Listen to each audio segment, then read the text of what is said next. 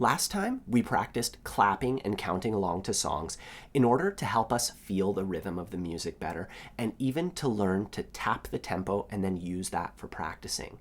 Well, now that we've done the most basic thing, clapping along to the beat, let's figure out how to count in a way that'll help us accomplish some more important things, like matching up our strumming pattern to the song. There's a worksheet available on my Patreon for all these lessons that'll help you follow along and tell you exactly what you need to practice in order to build your rhythm. I also have my free ebook and my strumming course. There's links for all that stuff down below. Anyways, let's get started.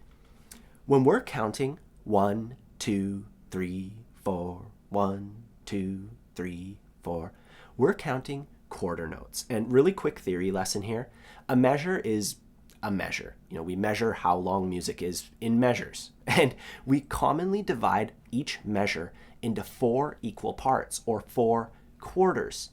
Each of those is considered a beat.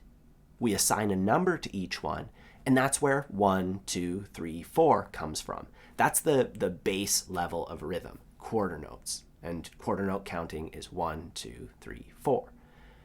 Well, we can chop each of those beats in half, giving us 1 and then the other half of 1, which we'll call and. And then we do the same thing for beats 2, 3, and 4. And we count that out as 1 and 2 and 3 and 4 and 1 and 2 and 3 and 4 and. So the 1, 2, 3, 4 are happening in the same places. We're just adding an extra word between the numbers to represent another beat between those. We're subdividing our beat into 2 little beats. And since we're dividing our measure into 8 equal parts here, those would be called eighth notes. Now, the black dots on the page, the standard music notation, they also convey this information, but it's way more important to be able to count it, as that reflects what should be going on inside your head and what you should be feeling as you play music. The whole point of counting is to help us feel the beat better. So we're subdividing our quarter notes into eighth notes, and now we can count along like that. Let's try it again with our song. I'm going to slow down the song a little bit. 1, 2, 3, 4, and 1 and 2 and 3 and 4 and 1 and 2 and 3 and 4. 1 and 2 and 3 and 4 and 1 and 2 and 3 and 4 and 1 and 2 and 3 and 4 and 1 and 2 and 3 and 4 and.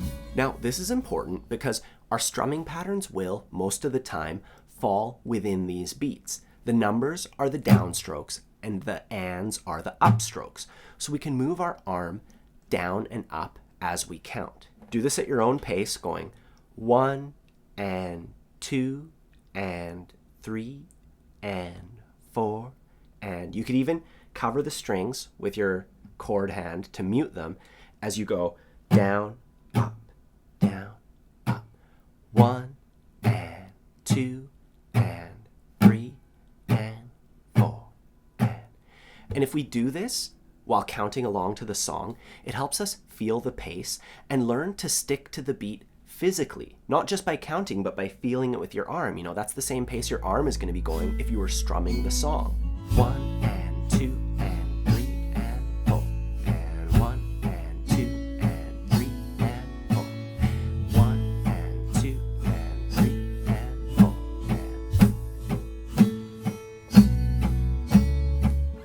and if that's too much for you, you can just turn off the track and try it at your own pace, just getting used to counting along as you move your arm like that. I also think it's a good idea to be able to count 1, 2, 3, 4, not the ands, just the numbers, as you move your arm down and up. 1, 2, 3, 4. We're separating it into 2 gears of rhythm. Our mouth is counting quarters and our arm is moving along to eighth notes. And this is why tapping your foot is important. And eventually you'd want to replace the counting out loud by tapping your foot. Not only would it be weird to be constantly counting out loud as you're performing in front of a crowd, but because your foot will always be making the main beat of the rhythm, the quarter note, and everything else that you do can be calibrated or compared to that beat.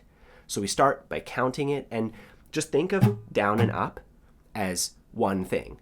1, 2, 3, 4. So you're counting the number of down ups that you're doing. That's a good way to get into it.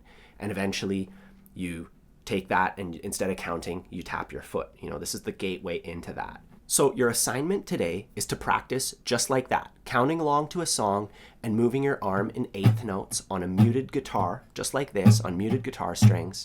And you could also try tapping your foot instead of counting as you strum the strings like that. If you need more help with that, all the steps are outlined in a worksheet available on my Patreon page. There's a link for that down below.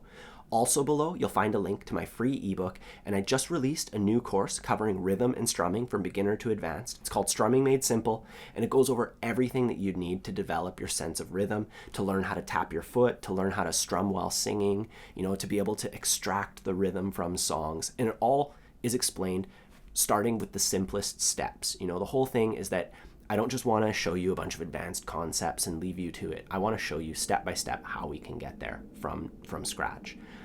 Either way, have a fun time practicing, and I'll see you soon.